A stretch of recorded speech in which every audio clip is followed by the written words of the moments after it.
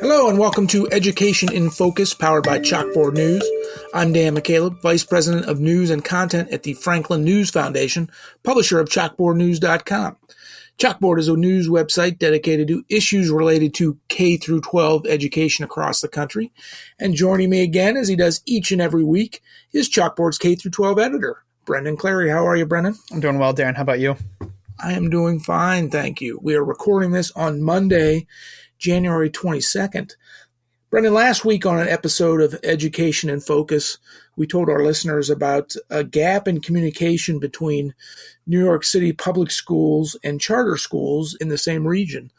A teacher who had been fired from her job in a traditional public school was hired by a charter school, generally in the same area, the same neighborhood, after being fired by the public school. She had had inappropriate communications with a student via text message.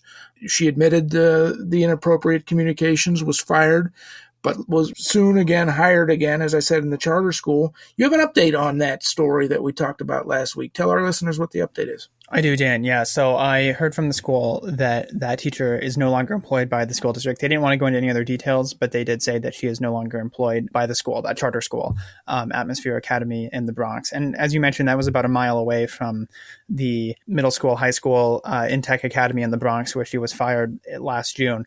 So she was fired in June from the public school and then started working in August for that charter school there. So I did hear from them that she was fired. I also heard from the public school district through the press secretary there that, you know, the policies of the public schools would have, it sounds like, if she had applied with a New York City public school, she would have been subject to a background check to determine if she would be hired. And the report, the first one that we talked about last week, and basically revealed some of these the findings of text message, this inappropriate text message, and that she had admitted to sending that text message, that would have been considered as part of the check. Right. But the charter school told me that was not revealed in the standard background check and the fingerprinting process. So that's the update. Those are the updates I have sort of in a nutshell. Happy to, clarify anything further there. But it sends, essentially, I think it does point to what I was describing last week, that there appears to be, a communication gap between the New York City public school district and the charter schools, the public charters that are in the area, that they're not really sharing some of this communication back and forth about some of these personnel issues. Well, so we know that this is not a situation that's unique to New York City public schools and associated charter schools. There's this gap in communication elsewhere. But first, I know they didn't tell you much about the situation outside of confirming that the teacher no longer was employed there.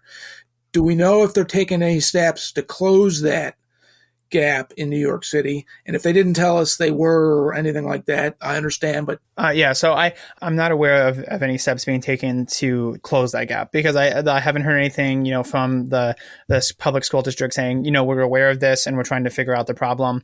And so I'm not aware of anything like that. And I'm not sure that it's up to the charter school to be able to fix that, because, they did try to do their due diligence. It sounds like they did try to do a fingerprint check. They did a background check, and they even did an internet search to try to find this teacher. The issue was, the report was not made public until December. So it was published, I think, December 21st on the Special Commissioner of Investigations website on the 21st. The other thing, too, is that if, you're probably not likely to find that name. I'm not sure it's a searchable document. So I don't know if it's, going to pop up if you were to Google the teacher's name, right? So that's the other complicated part about this, is that you might not just find that from an ordinary Google search. You might have to go to that specific report. And, if there, there's a tons of schools and there's only a few reports, a year from the Special Commissioner of Investigation. So, why would you go there and check, at the end of the year every time and just, and so it kind of points to that broader thing of, is this, how many times does this happen? Is this a broader issue? And, we've seen from other inspector generals, other, watchdog agencies for school districts across the country that this does happen. So, that happened. The Office of Inspector General for the Chicago Public Schools has, raised awareness that some teachers would be designated do not hire in the public school, and then they would, leave and go to, they'd be fired, and then they'd go to a charter school and they would start work there. And that there was not really like an overarching system to flag those teachers from going to a charter school. And, then you got to think too, like, what if they just move to a different state, or like a different part of Illinois? So then it's sort of a broader question, Dan, of how do you flag teachers? How do you work? Is there should there be a system, that's in the state? And, how far back can you go? So I think this is, it kind of raises bigger questions about how to make sure that teachers who are designated do not hire don't end up in a school like that. And so it is a much broader question, and it kind of, there are a lot of different school districts that are also wrestling with that, but I'm not aware of any amelioration efforts in New York City at this point. Yeah, I'm guessing there's probably all kinds of legal issues that school districts would consider when it comes to that. How much information can you share about a former employee? But you got to keep in mind the students are the ones that schools across the country should be looking out for. And if there's a problem, with a teacher sending inappropriate text to a student, or even worse than that, you would think hiring school districts would want to know that information about an individual that they're interviewing for a job. Interesting stuff, Brendan, but we are out of time.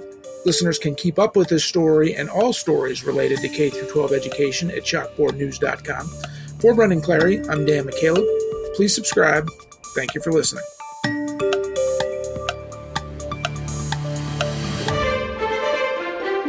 Enjoying our podcast? Your reviews help other listeners find our show.